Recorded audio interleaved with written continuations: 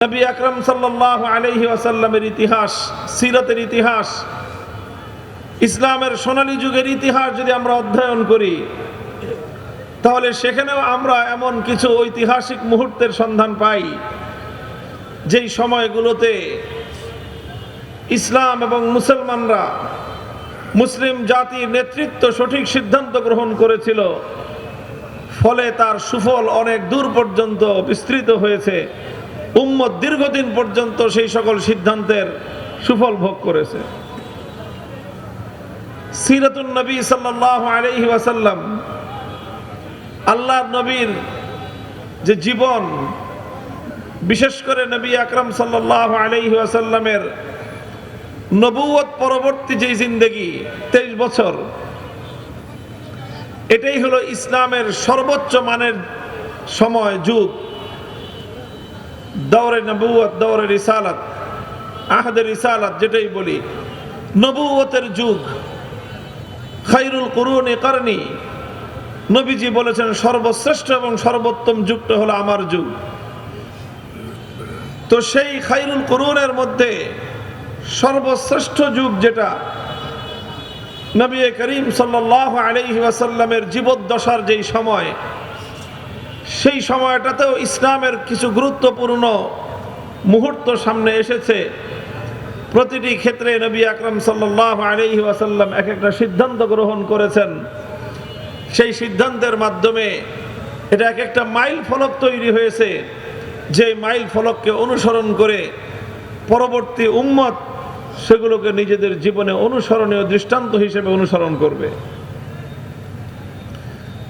নবী আকরাম সাল্লাল্লাহু আলাইহি ওয়াসাল্লামের জিন্দেগির, নবুয়তের জীবনের, নবুয়ত লাভ করার পরে গুরুত্বপূর্ণ একটা বাক বদলের মুহূর্ত ছিল হিজরত।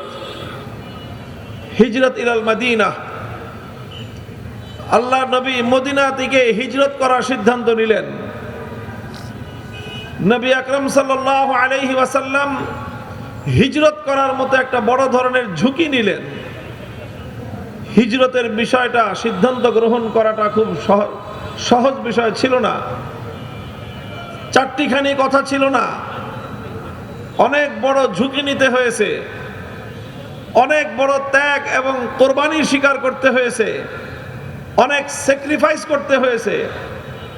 দুইটা জিনিসের উপর ভিত্তি করে নবী আকরাম সাল্লাল্লাহু আলাইহি ওয়াসাল্লাম হিজরত করার মতো সিদ্ধান্ত নিয়েছিলেন।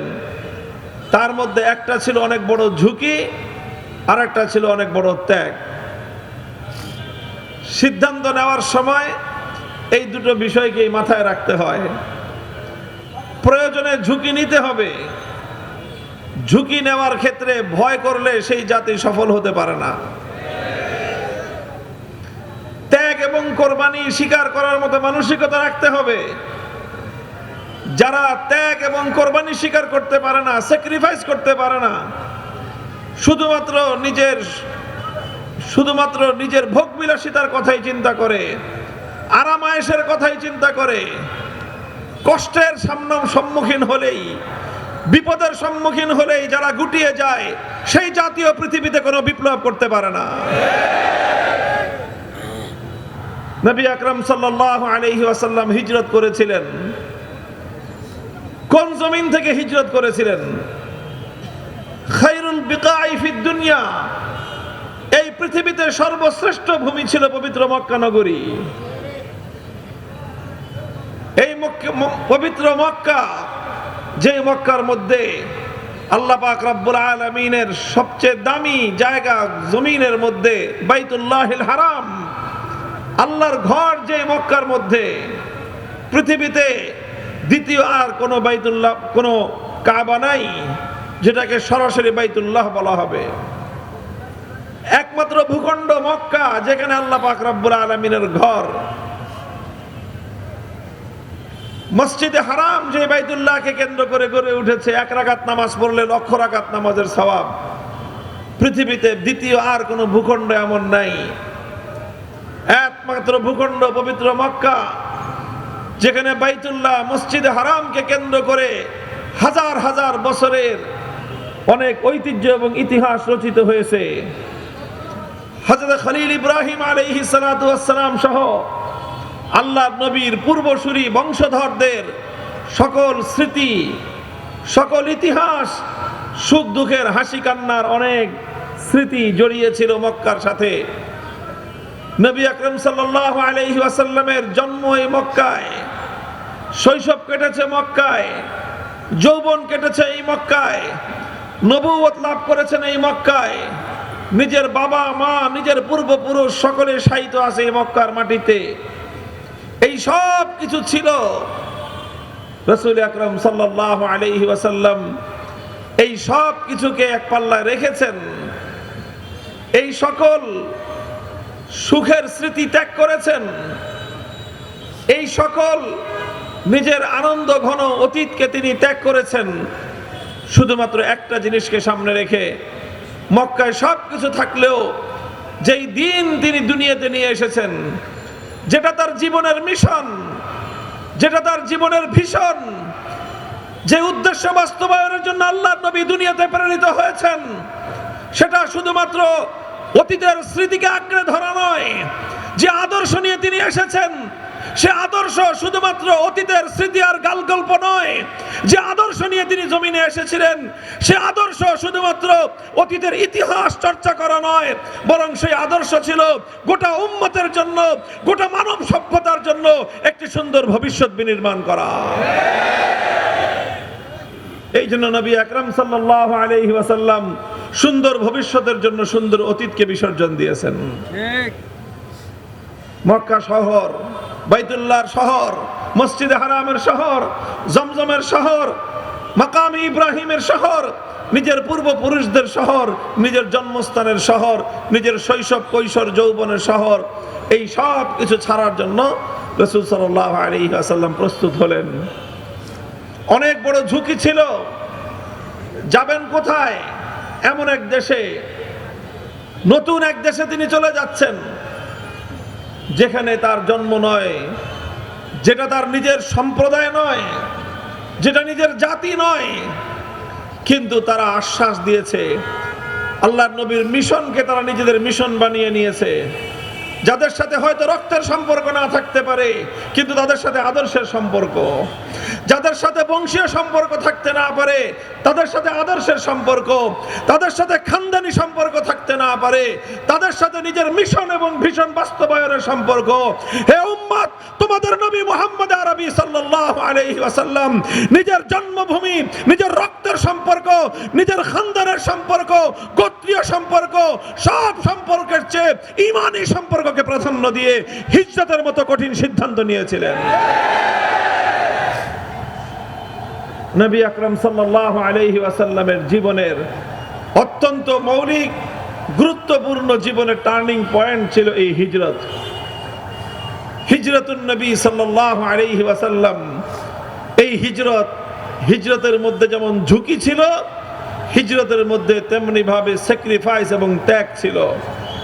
ঝুঁকি নিয়ে, ত্যাগ স্বীকার করার মানসিকতা নিয়ে আল্লাহর নবী হিজরত করলেন মদিনা শরীফে। মদিনা, ইয়াসরিবের নাম পরিবর্তন হয়ে, ইয়াসরিব ছিল যার প্রাচীন নাম, সেই নাম পরিবর্তন হয়ে আমার নবীর এই ঝুঁকি আর এই ত্যাগের উপর ভিত্তি করে সেই ইয়াসরিবের নাম পরিবর্তন হয়ে নতুন নামকরণ হলো মদিনাতুর রাসূল সাল্লাল্লাহু আলাইহি ওয়াসাল্লাম, নবীজির শহর। ইসলামের পরবর্তী ইতিহাস সোনার মদিনাকে কেন্দ্র করে রচিত হয়েছে। ইসলামে আজ পর্যন্ত সোনার মদিনার যেই গুরুত্ব, পৃথিবীর আর কোন শহরের সেই গুরুত্ব নাই। মদিনা যেই ভালোবাসার শহর, পৃথিবীতে আর কোন শহর সেরকম ভালোবাসা এবং প্রেম দিয়ে আকর্ষণ করে না। কারণ আল্লাহর রাসূল সাল্লাল্লাহু আলাইহি ওয়াসাল্লাম সেই মাটিতে শুয়ে আছেন। সেই মাটি আল্লাহর নবীর সর্বশেষ গন্তব্য ছিল। এটা একটা ঐতিহাসিক সিদ্ধান্ত ছিল আল্লাহর নবীর, হিজরতের সিদ্ধান্ত, যেটা নবীজির জীবনের প্রথম গুরুত্বপূর্ণ টার্নিং পয়েন্ট। এই হিজরতের ফলাফল কি ফলেছিল? নবীজি ঝুঁকি নিয়েছেন, কি পেয়েছেন? নবীজি ত্যাগ করেছেন, কোরবানি স্বীকার করেছেন, কি পেয়েছেন?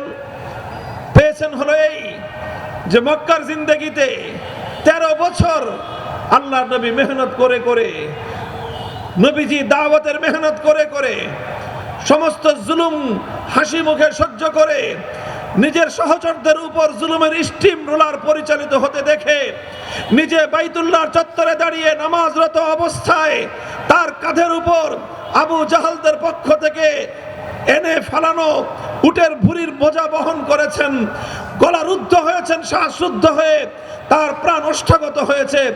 সমস্ত ত্যাগের কোরবানি স্বীকার করার পরেও পবিত্র মক্কায় ইসলাম এতটা বিস্তৃতি লাভ করে নাই, ইসলামের দাওয়াত এতটা সম্প্রসারিত হয়নি, বরং স্বল্প কিছু মানুষ ইসলাম কবুল করেছিলেন। আল্লাহর নবী এই মানুষগুলোকে নিয়ে হিজরত করলেন মদিনায়। কি হলো ফলাফল? মাত্র 10 বছরের মাথায়, মাত্র 10 বছরের মাথায় কয়েক শত মুসলমানের সংখ্যা লক্ষাধিক মুসলমানে পরিণত হলো।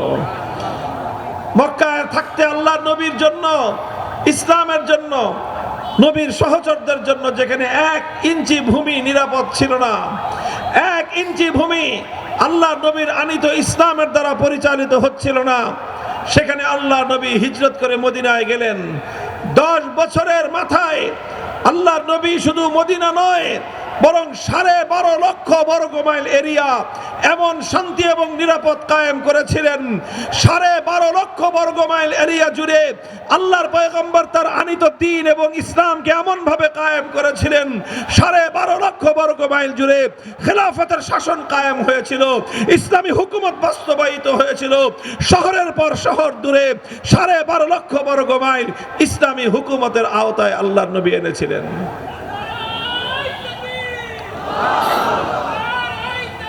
মুহতারাম হাজিরিন, এটা ছিল রাসূল আকরাম সাল্লাল্লাহু আলাইহি ওয়াসাল্লামের জীবনের প্রথম গুরুত্বপূর্ণ সিদ্ধান্ত, হিজরতের সুফল।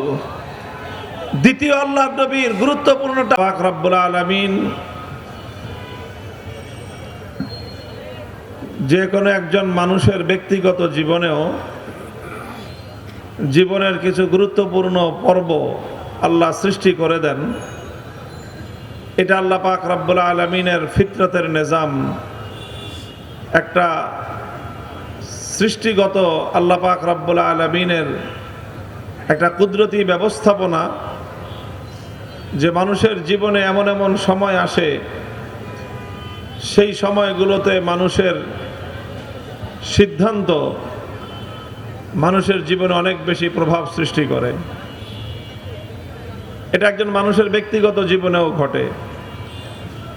ওই গুরুত্বপূর্ণ সময়গুলোতে কোনো মানুষ যদি সিদ্ধান্ত নিতে ভুল করে, তাহলে সেই ভুলের খেসারত তাকে অনেক দীর্ঘ দিতে হয়।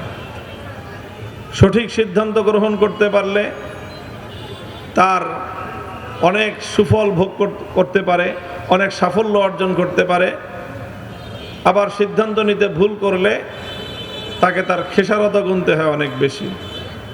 এটা একটা মানুষের ব্যক্তিগত জীবনেও হয়। একটা মানুষ যখন ব্যক্তিগত জীবনে সে যখন তার শিক্ষা জীবন শুরু করবে, তখন সেই শিক্ষা জীবনের সময় কোন পথে কোন দিকে পা বাড়াবে, কেমন শিক্ষা প্রতিষ্ঠানে সে পড়াশোনা করবে, কোন সাবজেক্টে সে পড়বে, এই বিষয়গুলো তার জীবনে খুব গুরুত্বপূর্ণ একটা সিদ্ধান্তের বিষয়। একজন শিক্ষার্থী, তার অভিভাবক, তারা যদি এই সময় সঠিক সিদ্ধান্ত নিতে পারে, এটা তার পরবর্তী জীবনে অনেক প্রভাব সৃষ্টি করে। শিক্ষা জীবন শেষে যখন একজন মানুষ কর্মজীবনে পদার্পণ করবে, তখন সে কর্মজীবনে কি কাজে সে যোগদান করবে, কি হবে তার প্রফেশন, কি হবে তার পেশা, এটাকে যদি সে সুন্দরভাবে চয়েস করতে পারে সঠিকভাবে, তাহলে এটা তার পরবর্তী জীবনকে সমৃদ্ধ করে। ভুল করলে খেসারত গুনতে হয়।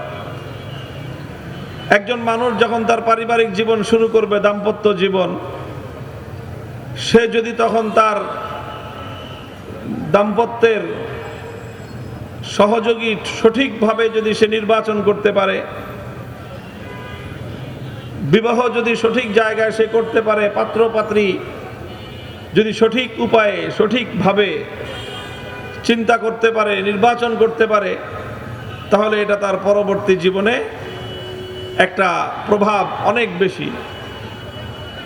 এগুলোকে বলা হয় জীবনের টার্নিং পয়েন্ট। মানুষের জীবনের বাক বদলের মুহূর্ত। এই সময়গুলোতে ভুল করা চলবে না। এই সময়গুলোতে একজন মানুষ ব্যক্তি জীবনে ভুল করলে এটা তার জীবনব্যাপী তার অনেক বেশি খেসারত দিতে হয়, অনেক তাকে এর ভোগান্তি পোহাতে হয়। এটা একজন ব্যক্তির জীবনে যেরকম কথাটা সত্য, ঠিক তদ্রূপ একটি জাতি এবং একটি সম্প্রদায়ের জীবনেও এই কথাটি চূড়ান্তভাবে সত্য। একটা জাতির জীবনে এমন গুরুত্বপূর্ণ কিছু সময় আসে যেই সময়ের উপর নির্ভর করে সেই জাতির পরবর্তী ইতিহাস রচিত হয়, সেই জাতির আগামী গন্তব্য নির্ধারিত হয়, যে সেই জাতির ভবিষ্যৎ কি হবে, কোন দিকে যাবে। জাতি যদি সেই সময়গুলোতে সঠিক সিদ্ধান্ত গ্রহণ করে তাহলে সেই জাতি উন্নতি করতে পারে, সফলতা অর্জন করতে পারে। আর যদি সেই সময়গুলোতে জাতি তার সিদ্ধান্ত গ্রহণ করতে ভুল করে তাহলে তার খেসারত অনেক লম্বা গুনতে হয়। কত সুন্দর বলা হয়েছে যে লমহুনে খাতা কি সদিয়ুনে সাজা পাই, লমহুনে খাতা কি সদিয়ুনে সাজা পাই। কয়েক মুহূর্তের ভুল শতাব্দীর পর শতাব্দী পর্যন্ত তার শাস্তি ভোগ করতে হয়। ভুল কিন্তু মানুষ শতাব্দীকাল ধরে, সহস্রাব্দীকাল ধরে করে না, ভুল করে কয়েক মুহূর্তেই, কিন্তু সেই ভুলের মাসুল গুনতে হয় শত শত বছর। মুহতারাম হাজির, কাজ আরেকটা কাজ ছিল মানুষের কাছে দিন শেখাও, তালিম ছিল, তালিমে দিন ছিল, আর তাবলীগে দিন ছিল। দ্বীনের দাওয়াত ছিল আর দ্বীনের তালিম এবং দ্বীনের শিক্ষা ছিল। নবী আকরাম সাল্লাল্লাহু আলাইহি ওয়াসাল্লাম মদিনায় গিয়ে সেখানে একটা অনুকূল পরিবেশ তৈরি হওয়ার পরেই সর্বপ্রথম আল্লাহর নবী সিদ্ধান্ত গ্রহণ করলেন শুধুমাত্র দাওয়াত এবং তালিমের মাধ্যমে নবীজির আনিত মিশন, নবী যেই মিশন নিয়ে দুনিয়াতে আগমন করেছেন সেই মিশন সাকসেসফুল হবে না, সেই মিশন পরিপূর্ণ সফল হবে না।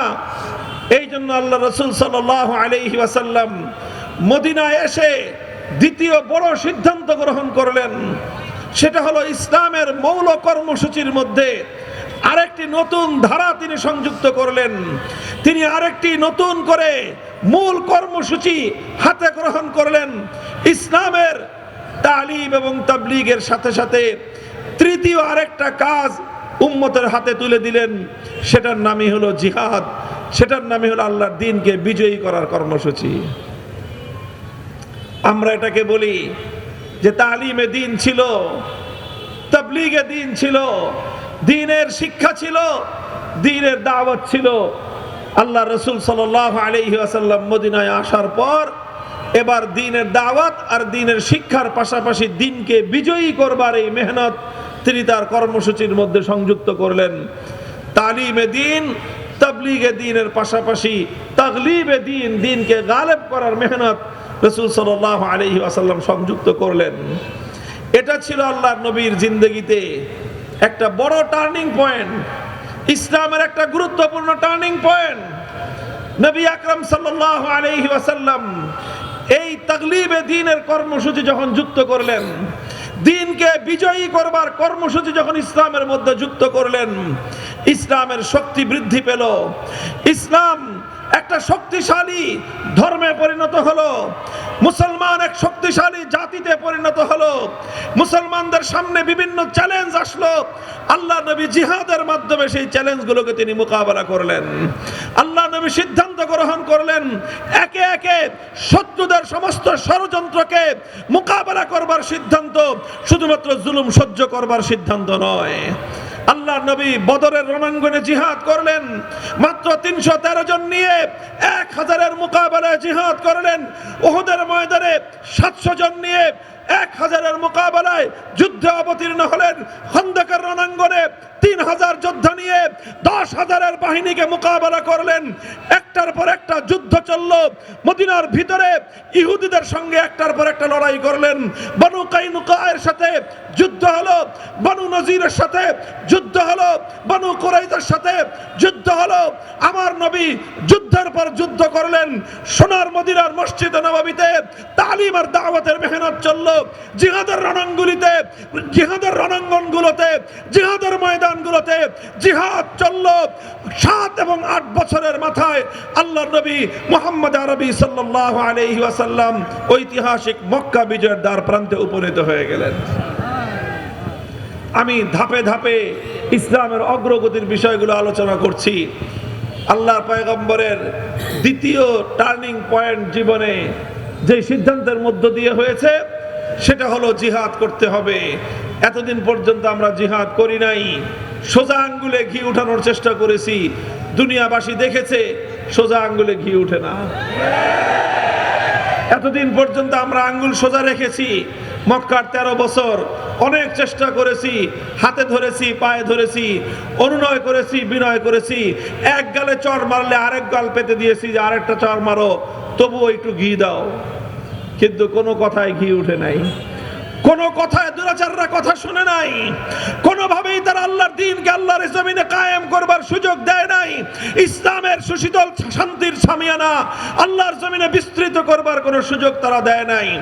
আল্লাহর নবী এটা সাব্যস্ত করার পর দ্বিতীয় সিদ্ধান্ত নিলেন হিজরতের পরেই যে ইসলাম এখন থেকে শুধুমাত্র আত্মরক্ষার দিন নয়, বরং এখন থেকে পাল্টা আঘাতের দিন শুরু হয়েছে।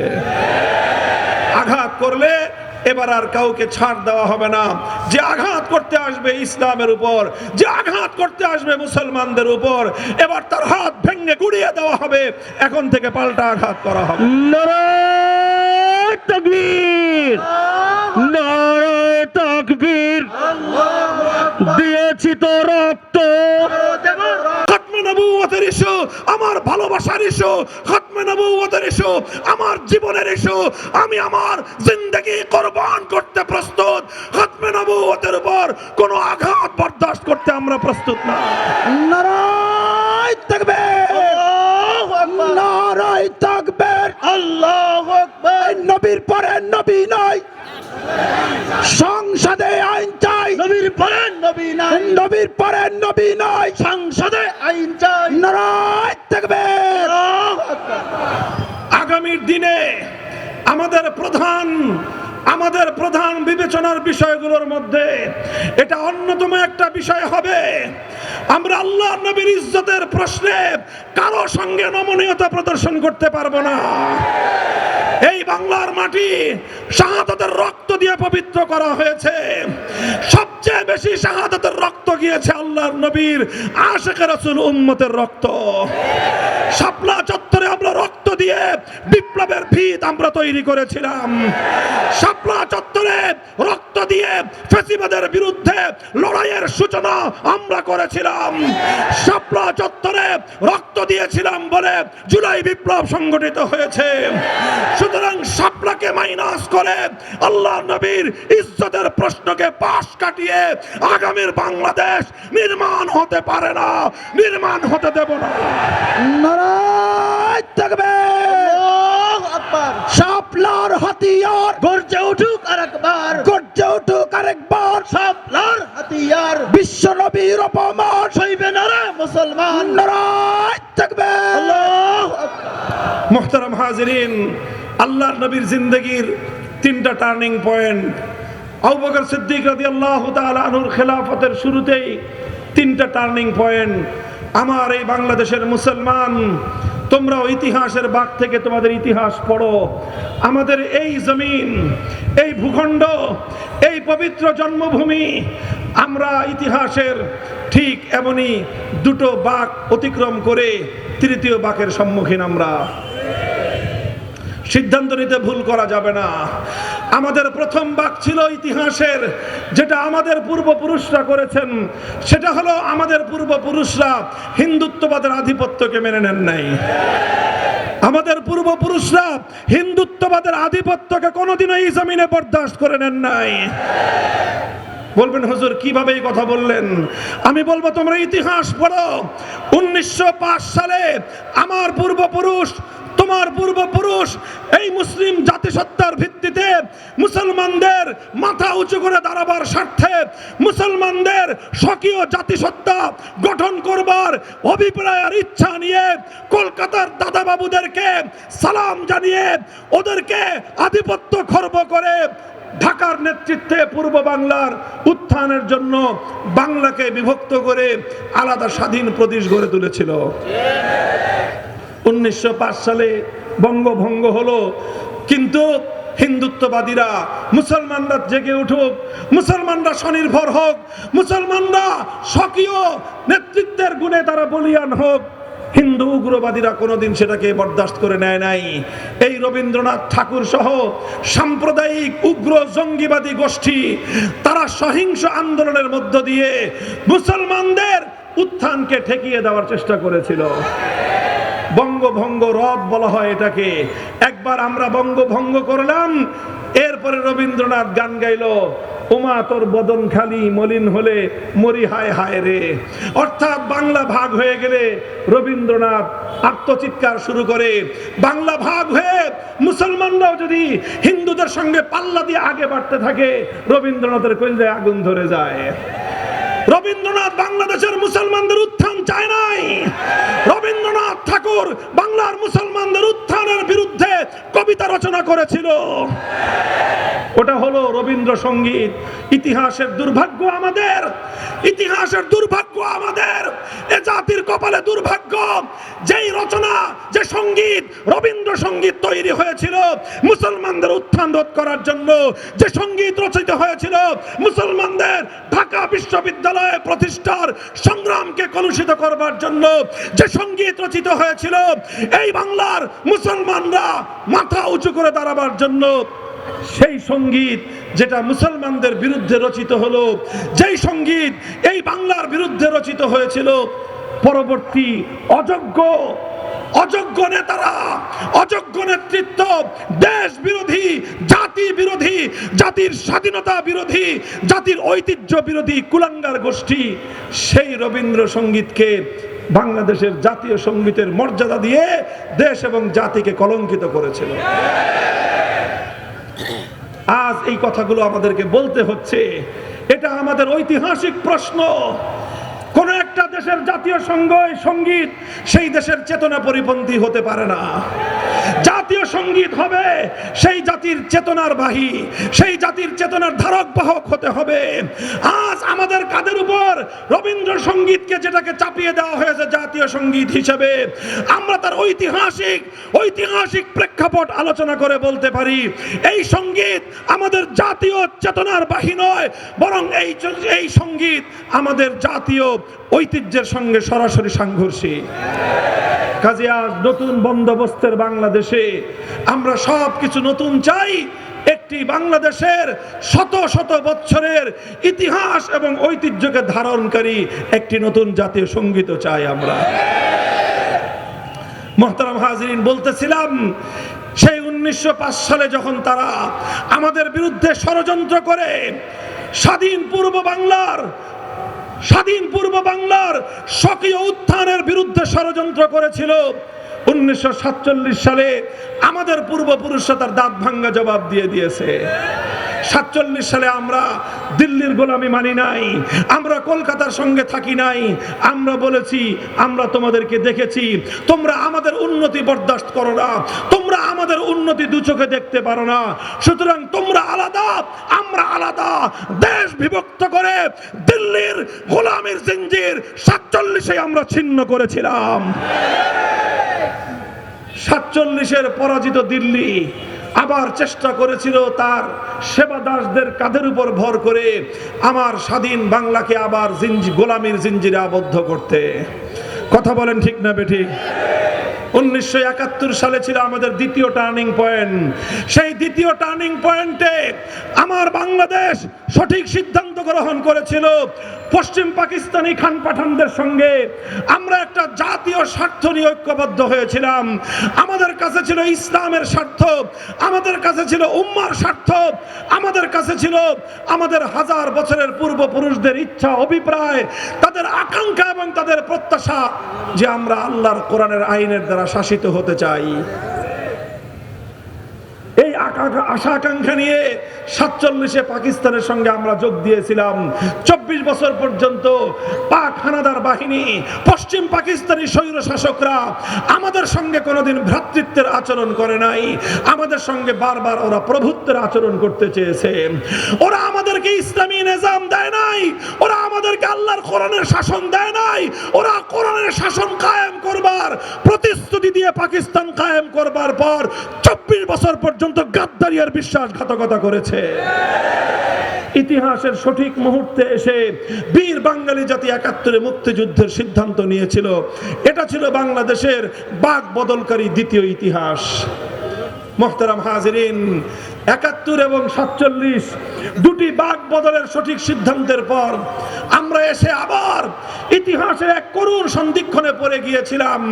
2009 সালে বাংলাদেশের ক্ষমতার মসনদে একটা সরকার অধিষ্ঠিত হয়েছিল।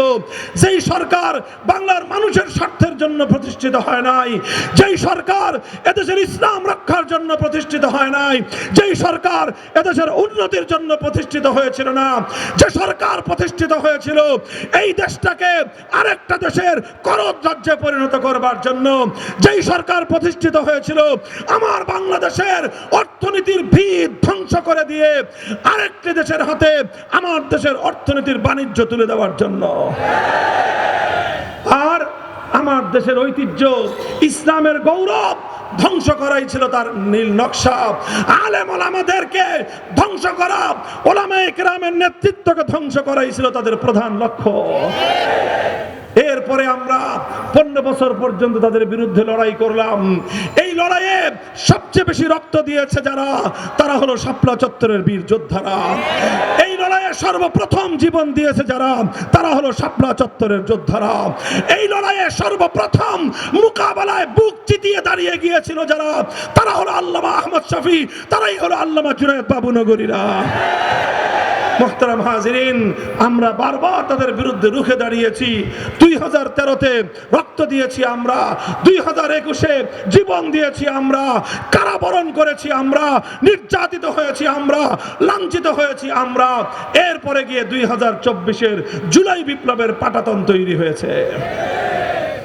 এরপর জুলাইয়ের বিপ্লব আসলো, স্কুল থেকে আমার ছেলেরা বের হয়ে আসলো, কলেজ থেকে আমার সন্তানরা বের হয়ে আসলো, ইউনিভার্সিটি থেকে আমাদের ভাইয়েরা বের হয়ে আসলো, আলিয়া মাদ্রাসার ছাত্ররা নামলো, আমার কওমি মাদ্রাসার লক্ষ লক্ষ ছাত্র চার দেয়ালের বাইরে এলো, আজান দিল, জাতিকে মুক্ত করার আজান। তারা আজান দিল এই জাতিকে দাসত্বের শৃঙ্খল থেকে স্বাধীনতা দান করবার আজান। হাতে হাত রাখলো 4 কোটি ছাত্র জনতা। সকল বিভেদের দেয়ালগুলো তারা ভেঙে গুড়িয়ে দিল, সকল বিভেদের দেয়ালগুলো তারা ভেঙে গুড়িয়ে দিল। পাশ্চাত্যবাদী ভারতীয় দালাল সংস্কৃতির মাধ্যমে বাংলাদেশের ছাত্র জনতার মধ্যে যেই বিভেদের দেয়াল তৈরি করা হয়েছিল, যেই নিজেদের মধ্যে যেই সকল বিভেদ তৈরি করা হয়েছিল, 24-এর জুলাই বিপ্লবের সবচেয়ে বড় সিগনিফিক্যান্ট অর্জন হলো সমস্ত দেশের জন্য, মাতৃভূমির জন্য, আজাদির জন্য, ভারতীয় আধিপত্যবাদের মোকাবেলা করবার জন্য যুদ্ধের প্রস্তুতি নিয়ে তারা মাঠে নেমে গিয়েছিল। আল্লাহ পাক আমাদেরকে বিজয় দান করেছেন, তবে সেই বিজয়ের পর্ব এখনো শেষ হয় নাই। জুলাই যুদ্ধ এখনো শেষ হয়নি। আবু সাঈদ মুগ্ধ, আবু সাঈদ মুগ্ধ হয়নি যুদ্ধ। আরে জোরে বলেন, আবু সাঈদ মুগ্ধ শেষ হয়নি যুদ্ধ। মনে রাখবেন, এই যুদ্ধ শেষ হয় নাই, এই যুদ্ধ শেষ হয় নাই। আমরা এখন সেই যুদ্ধের একটা গুরুত্বপূর্ণ পর্বে রয়েছি। আমরা বলি এই যুদ্ধের অন্তত জুলাই সনদ বাংলার জমিনে বাস্তবায়িত হতে হবে। অনেকে প্রশ্ন তুলে জুলাই সনদ বাস্তবায়িত হওয়ার কথা আমরা কেন বলি? জুলাই সনদের মধ্যে তো ইসলামের কথা নাই, জুলাই সনদের মধ্যে তো আল্লাহর কথা নাই। মুহতারাম হাজিরিন, জুলাই সনদের মধ্যে অনেক কিছু নাই, না থাকার মধ্যেও যা আছে তা অন্য কোথাও নাই। বলবেন জুলাই সনদের মধ্যে কি আছে? জুলাই সনদের মধ্যে 1947-এর দেশ বিভাগের কথা আছে। জুলাই সনদের মধ্যে এই দেশটা যে 1947-এ কিভাবে বিভক্ত হয়েছিল সেই বিভক্তির মূল কথা রয়েছে। এই দেশ ইসলামের জন্য 47-এ বিভক্ত হয়েছিল। এই দেশ আল্লাহর কোরআনের শাসন কায়েমের জন্য 47-এ ভারত থেকে আলাদা হয়েছিল। সেই গল্প জুলাইয়ের সনদে রয়েছে।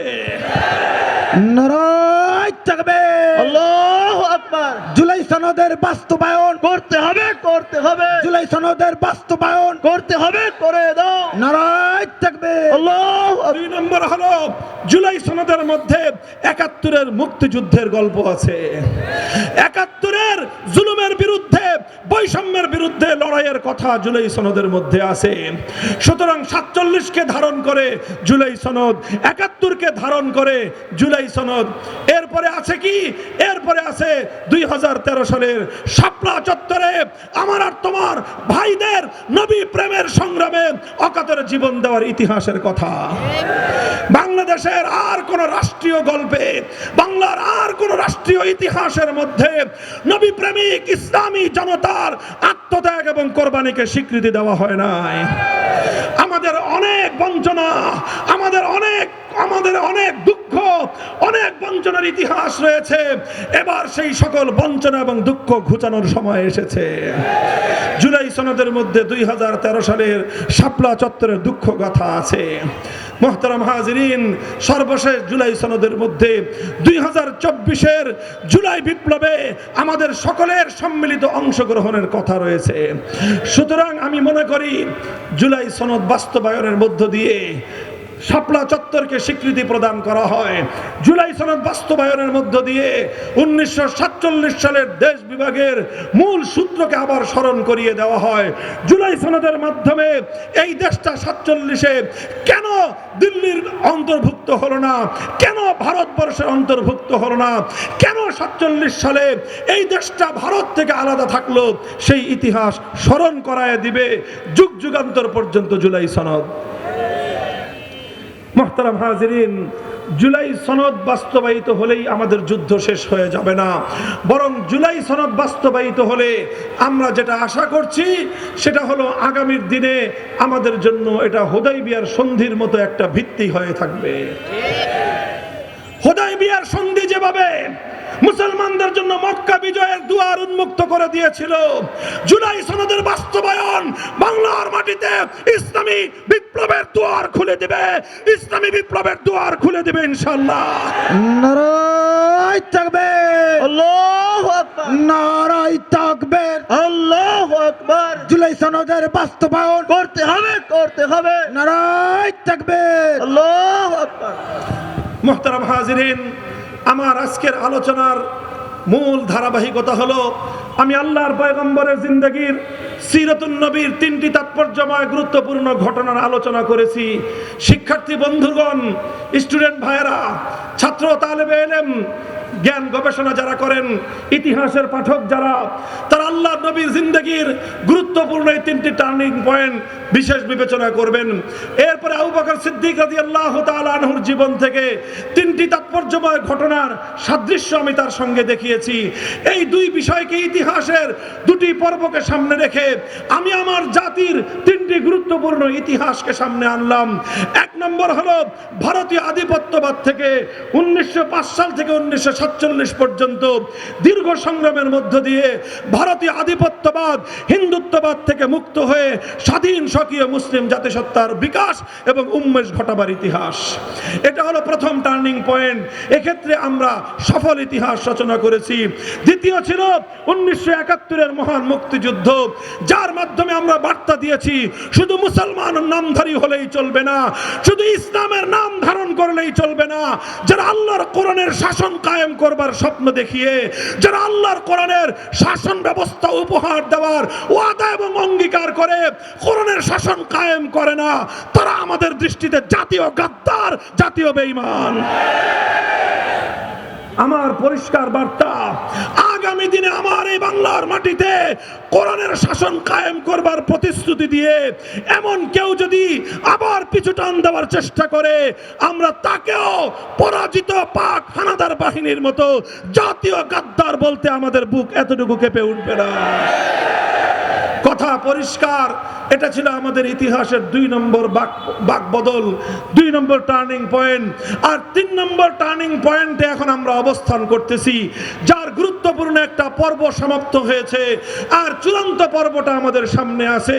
সেই চূড়ান্ত পর্বের ইতিহাস আমি বলে যাই, সেই চূড়ান্ত পর্বের চেতনার কথা আমি তোমাদেরকে বলে যাই, সেই চূড়ান্ত পর্বের প্রস্তুতির কথা আমি তোমাদেরকে বলে যাই। আমাদের চূড়ান্ত পর্বের প্রস্তুতি হলো এটাই যে আমরা শাপলা চত্বরের ইতিহাস আগামীর বাংলায় প্রতিধ্বনিত হতে চাই। আমরা শাপলা চত্বরের ইতিহাস আগামীর বাংলাদেশ বিনির্মাণের ক্ষেত্রে সেই ইতিহাসের চর্চা দেখতে চাই। কথা বলেন ঠিক না বেঠিক? সুতরাং আগামীর বাংলাদেশে নবীর দুশমনি করবার কোনো স্কোপ থাকতে পারে না। আগামীর বাংলাদেশে ইসলামের সঙ্গে বিশ্বাসঘাতকতা করবার কোনো সুযোগ এবং কোনো স্কোপ থাকতে পারে না। হে বাংলার মুসলমান, হে খুলনার আমার তরুণ যুবক সন্তানেরা, তোমরা এবার একটা নতুন করে শপথ করবা। একটা নতুন করে শপথের বাক্য আমি তোমাদেরকে পড়াতে চাই। তোমরা সেই শপথ গ্রহণ করতে প্রস্তুত আছো? শপথটা হলো, হাত নামাও। শপথটা হলো এই, আমরা অনেক রঙের বাংলাদেশ দেখেছি, আমাদেরকে একবার সোনার বাংলাদেশ দেখানো হয়েছে। আমরা সোনার বাংলাদেশের গল্প শুনে বাকশালী বাংলাদেশ পেয়েছি। আমাদেরকে নতুন বাংলাদেশের গল্প শোনানো হয়েছে, পুরান ছাড়া নতুন কোনো কিছু আমরা পাই নাই। এরপরে আমাদেরকে সবুজ বাংলাদেশের গল্প শোনানো হয়েছে, সবুজ বাংলাদেশে ধূসর বাংলা ছাড়া আমরা কিছুই খুঁজে পাই নাই। সর্বশেষ আমাদেরকে ডিজিটাল বাংলাদেশের স্বপ্ন দেখানো হয়েছে। ডিজিটাল বাংলাদেশে ডিজিটাল পদ্ধতিতে বাংলাদেশ ব্যাংকের ভোল্ট থেকে স্বর্ণ আর বাংলাদেশ ব্যাংকের নগদ অর্থ ডিজিটাল ভাবে পাচার হয়ে, বাংলার সম্পদ ডিজিটাল পদ্ধতিতে পাচার হয়ে ডিজিটাল বেগমপাড়া গড়া ছাড়া আর কোনো ডিজিটাল উন্নতি আমরা পাই নাই। সুতরাং আমরা বলতে চাই, সোনার বাংলাদেশ দেখা শেষ, নতুন বাংলাদেশের গল্প শেষ, সবুজ বাংলাদেশের গান গাওয়া শেষ, ডিজিটাল বাংলাদেশের ভাওতাবাজিও শেষ। এবারের নতুন বাংলাদেশ হবে ইসলামের বাংলাদেশ, খেলাফতের বাংলাদেশ। নারায়ে তাকবীর, আল্লাহু আকবার, নারায়ে তাকবীর, আল্লাহু আকবার। মুক্তির রাজপথ, ইসলামী খেলাফত, ইসলামী খেলাফত, মুক্তির রাজপথ। এই সমাজ ভাঙতে হবে, দিনের বিজয় আনতে হবে, দিনের বিজয় আনতে হবে, এই সমাজ ভাঙতে হবে। বিপ্লব বিপ্লব, ইসলামী বিপ্লব। নারায়ে তাকবীর, আল্লাহু আকবার। ইসলামী বিপ্লবের জন্য প্রস্তুত আছে তো? প্রস্তুতি গ্রহণ করো। ডাক আসবে আবার অভ্যুত্থানের, ডাক আসবে আবার গণবিপ্লবের। যদি স্বাভাবিক পন্থায় না হয়, গণবিপ্লবের মাধ্যমে, গণ অভ্যুত্থানের মাধ্যমে 56,000 বর্গ মাইল থেকে আল কোরআনের সৈনিকেরা কোরআনের রাজ কায়েম করার জন্য মাথায় কাপড়ের কাপড় বেঁধে শহীদের ঈদগাহে যেতে হবে, শহীদের ঈদগাহে যেতে হবে।